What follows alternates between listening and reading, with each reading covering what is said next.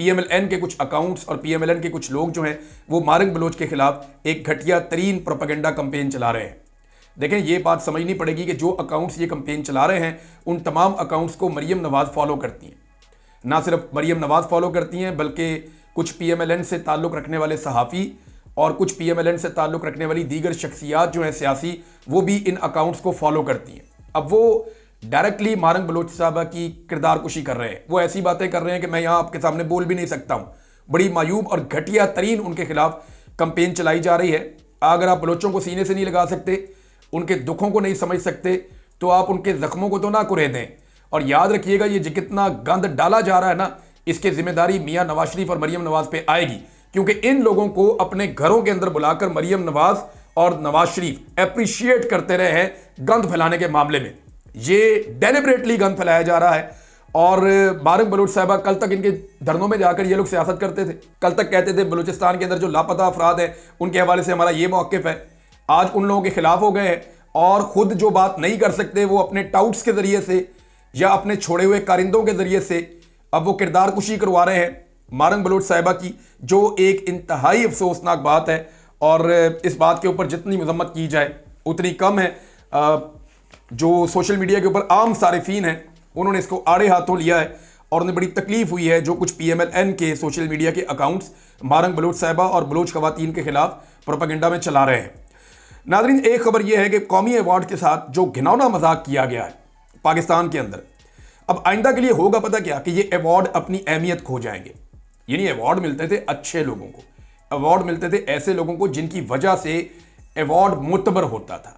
अब ऐसे हल्के लोगों को ये अवार्ड दिए गए हैं और ये मेडल जो है वो ऐसे हल्के लोगों को पहनाए गए हैं कि इनकी वजह से ये एजाज़ अब शर्मिंदगी बनना शुरू हो गया। यानी इसको लेके लोग फख्र करते थे, लेकिन जिस तरह के लोगों को अब दिए गए हैं, ये इतने हल्के लोग हैं, इतने हल्के लोग हैं कि सोशल मीडिया के अंदर जो अवाम है वो एक एक का भांडा फोड़ रही है।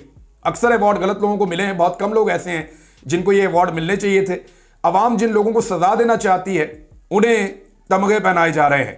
मुझे ऐसा लगता है कि ये रजीम जो है ना, ये जानबूझकर अवाम में, खासतौर पर नौजवानों में मायूसी फैलाना चाहता है और ख़ासतौर पे उस क्लास के अंदर मायूसी फैलाना चाहता है जो पढ़ी लिखी मिडिल क्लास है। ये मायूसी फैलाना चाहते हैं ताकि वो सियासत से अपने आप को इररेलेवेंट कर लें। लेकिन खुदा की कसम, मैं पाकिस्तान बहुत फिरा हूँ।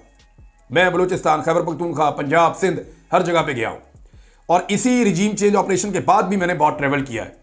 मैंने लोगों की आंखों में चमक देखी है, मैंने उनकी आंखों में उम्मीद देखी है। आप उल्टे भी लटक जाए ना, जो मर्जी कर लेंगे, पाकिस्तानी मायूस नहीं होंगे।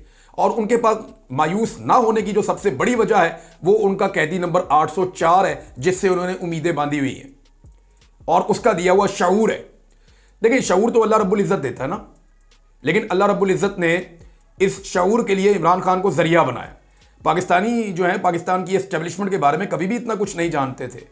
पाकिस्तानी पाकिस्तान के दो टुकड़े होने के बारे में कभी इतना नहीं जानते थे, इतना तारीख के अंदर नहीं गए थे। फातिमा जिन्ना के साथ क्या हुआ, लियाकत अली खान के साथ क्या हुआ, पाकिस्तान दो टुकड़े कैसे हुआ, पाकिस्तान के अंदर फौज ने सियासत में कितनी मुदाखलत की, उनकी मुदाखलत का हमने कितना खुमियाजा भुगता।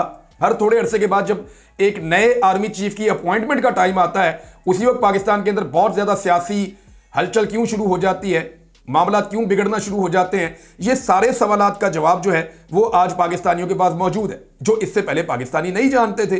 तो अब क्योंकि पाकिस्तानियों को अपने बहुत सारे सवालात का जवाब मिल गया है, तो मुझे नहीं लगता कि ये लोग इररेलेवेंट होंगे। जैसे इमरान खान साहब को इररेलेवेंट करना अब तकरीबन नामुमकिन है, वैसे ही इमरान खान साहब का जो दिया हुआ शऊर या नज़रिया है, उसके बाद उन लोगों को जिन्होंने सियासत को समझना शुरू किया, उसके ऊपर बात करना शुरू की, सोशल मीडिया को बतौर वेपन इस्तेमाल किया, पाकिस्तान की मिडिल क्लास, उनको भी अब इररेलेवेंट करना जो है वो मुमकिन दिखाई नहीं देता। ये लोगों को बेवकूफ़ समझते हैं।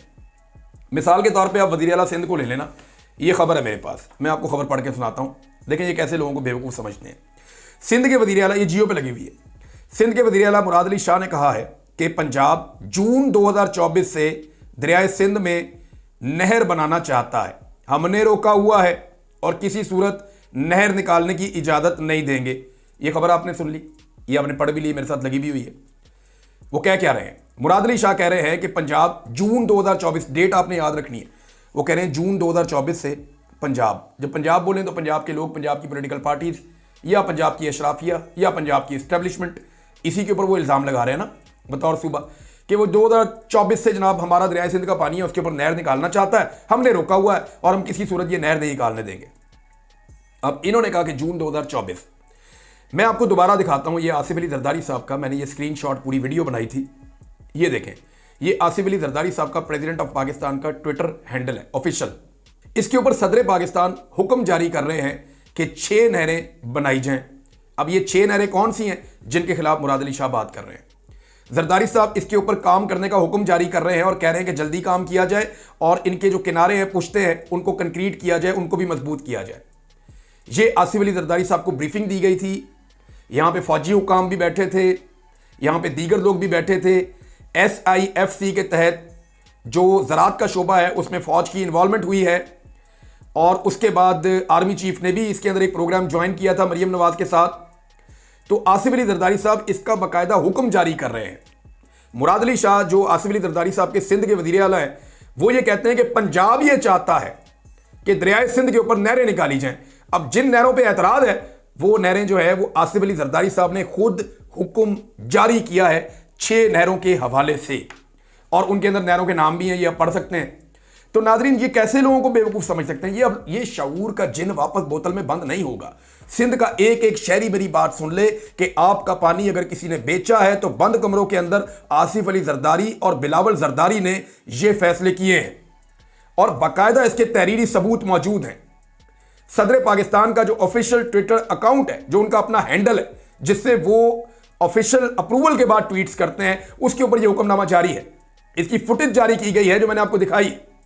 इस फुटेज के अंदर सरकारी और बल्कि ये तमाम टिकर जो हैं वो सरकारी टीवी चैनल्स के ऊपर चले हैं, उसके ऊपर ये दावा मौजूद है कि सदर पाकिस्तान ने ये नहर निकालने की बात की। वो ये कह रहे हैं कि जून में पंजाब ये कोशिश शुरू करता है, जुलाई में जरदारी साहब इसका ऑर्डर दे देते हैं।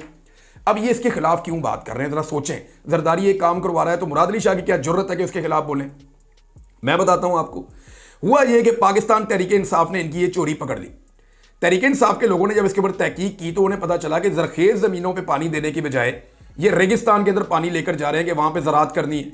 रेगिस्तान में पानी भी 4 गुना से 6 गुना इस्तेमाल होगा और फसल भी कम होगी, जबकि जो जरखेज ज़मीनें हैं वहां पे सोसाइटियां बन रही हैं और वो एक लामुतनाही सिलसिला जो है परवेज़ मुशर्रफ साहब के दौर से या उससे पहले के दौर से अब तक चलता चला आ रहा है, उसको कोई रोकने का नाम ही नहीं लेता। एक के बाद एक NOC जारी कर दिया जाता है। अब पाकिस्तान तहरीक इंसाफ ने जब ये मामला उठाया और ये बताया सिंध के लोगों को आपके पानी के ऊपर डाका डल रहा है और जरदारी ने यह डाका डाला है, तो उसके बाद पहली मरतबा पीपल्स पार्टी को लगा कि लोगों को अब हम बेवकूफ़ नहीं बना सकेंगे। तहरीक इंसाफ बीच में आ गई और वो सिंध के लोगों को हकायक बता रही है। लिहाजा इन्होंने फौरन पैंतरा बदला कि जी हम तो नहीं कर रहे, ये तो कोई और कर रहा था। लेकिन हुआ ये कि इनकी चोरी के सबूत मौजूद थे, इनके अपने स्टेटमेंट्स और ऑफिशियल अहकामात की सूरत में जो हमने आपके सामने रख दिए। लिहाजा अब सिंध के लोगों को आप बेवकूफ़ नहीं बना सकते। आप इसके विजुअल देख लें, आप ये चेक कर लें, ये जरदारी साहब का अपना हुक्म था।